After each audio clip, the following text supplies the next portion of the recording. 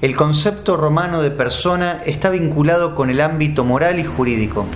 ¿Por qué aplicarlo en una definición esencial del hombre? Muy bien, en primer lugar, esta cuestión está vinculada a lo que consideramos en la anterior.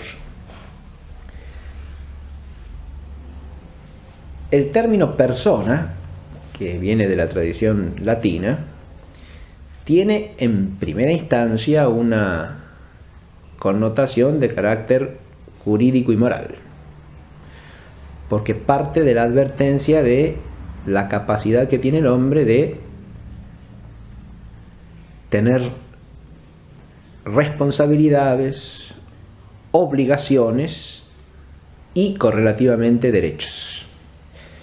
En la mente fundamentalmente moral y jurídica de los antiguos romanos, eso constituye una propiedad primaria del hombre.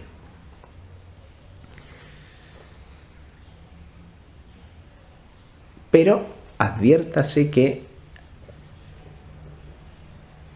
como hemos dicho antes, la inteligencia humana hace un camino, una vía, desde la advertencia de ciertas propiedades hacia la esencia. El concepto romano de persona empieza por ahí, pero no se limita a eso. A partir de la advertencia de esta propiedad del hombre, de ser sujeto de derechos y obligaciones, a partir de ahí descubre en el hombre un sujeto capaz de tener derechos y obligaciones, que es capaz de eso por su propia naturaleza, por su propio ser, de manera tal que ese concepto operativo inicial desemboca en un concepto entitativo, o sea, el hombre es persona. No solamente opera como, no solamente lo es en la esfera jurídica, sino que lo es en la esfera jurídica porque lo es en el orden de la realidad, es decir, lo es en su ser. El concepto de persona va de lo operativo, jurídico, moral, a lo entitativo. Es esa profundización del concepto hacia lo entitativo, hacia lo esencial, lo que posibilitará ya en el ámbito del pensamiento cristiano de los primeros siglos del cristianismo,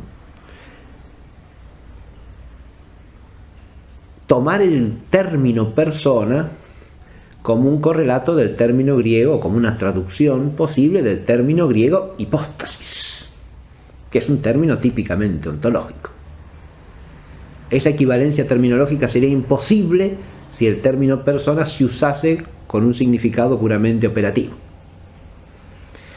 La equivalencia terminológica está manifestando así que se lo entendía en un sentido óntico, no en un sentido meramente operativo. Y es en ese sentido óntico que lo estamos tomando en la definición.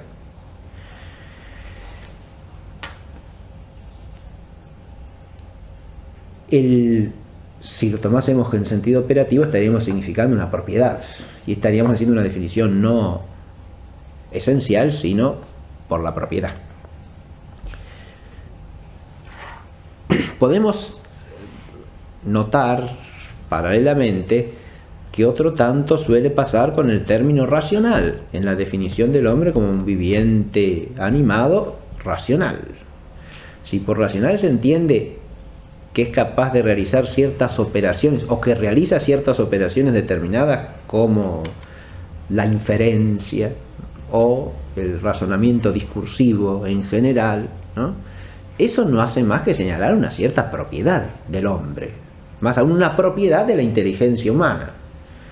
Pero racional en la definición entonces estaría significando una propiedad, no sería de nuevo una definición esencial, sería una caracterización del hombre por una propiedad suya,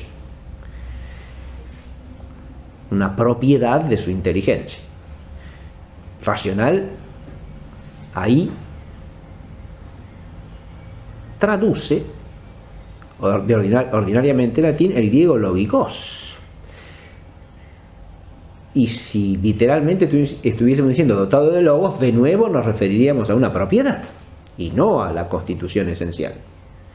De modo que racional allí en la fórmula hay que darle el sentido óntico, y el camino es el mismo. Si un ser es capaz de esta operación es porque en sí mismo es de una naturaleza que es fuente de esa operación, ¿no? El término racional sí tiene un significado óntico en la definición porque se refiere a la naturaleza espiritual, que involucra todas las dimensiones operativas del espíritu, sea la inteligencia con toda su operatividad, sea la voluntad con la suya, es decir, el entender y el amar en toda su amplitud y con todas las correlaciones afectivas del amor racional.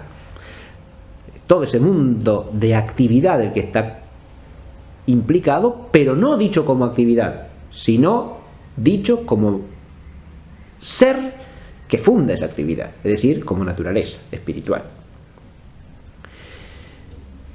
Los términos, por lo tanto, en esta definición, o en ambas definiciones, las dos fórmulas equivalentes que hemos propuesto, han de entenderse en un sentido óntico, referidos a los constitutivos de la esencia en el hombre, y no en un sentido meramente operativo como referidos a una propiedad. El hecho de que el término de origen griego parta de una propiedad de la inteligencia y el de origen romano parta de una propiedad del hombre como ser